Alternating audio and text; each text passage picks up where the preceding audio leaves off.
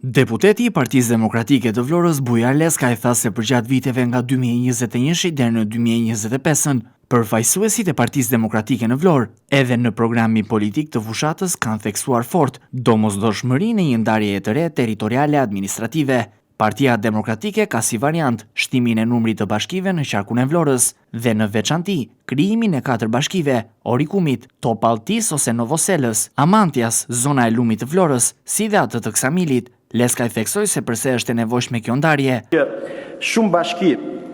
të vendit, bashki të qyteteve të vogla të humbisnin nga arta. Dhe në veçanti Orikumi, kjo zonë me tradita dhe histori, ju bashkangjit bashkisë së Vlorë, gjë e cila solli nga dalsimin, madje dhe ndërprerjen e investimeve, ndërkohë që taksat e larta të mbledhura dhe nga ky territori i kësaj njësie administrative nuk u përkthyen në shërbime, infrastrukturë, pastrim dhe mundësi zhvillimi për banorët. Projektet u ndërpren dhe zhvillimi i zonës u ngadalsua, sepse reforma territoriale administrative e 2014 që u realizua nga ju si mazhorancë u bë për përqendrim pushteti dhe kontrolli mbi burimet krahas të tjerave, përfshi pronat dhe ujit, siç ka ndodhur dhe po ndodh në Vlorë me ujin e Lumit të Vlorës apo me ujin e Tragjasit e tjera. Reforma territoriale dhe administrative e viteve 2014-2015, pavarësisht qëllimeve të mira kur u inicua,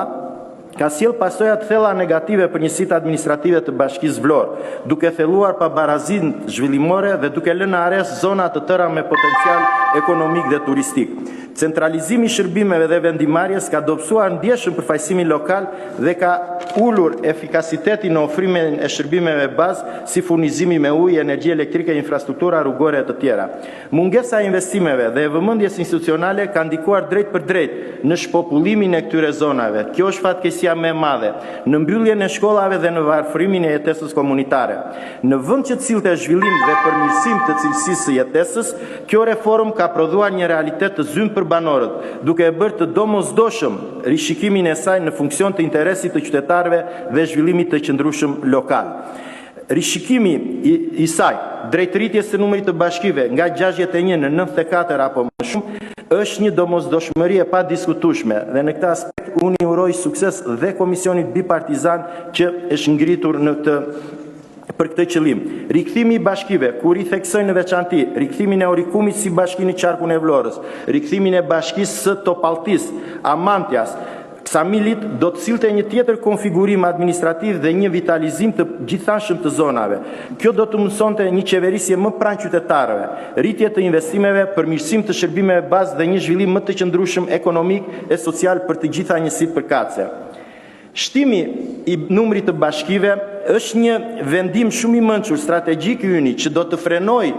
i të gjithëve ne, që do të frenoj dështimet e deri tanishme si dështimi i eficiencës ekonomike të bashkive të mëdha, dyfishimi i numrit të punonjësve dhe shpenzimet e luksit kanë sjell ekonomikisht faliment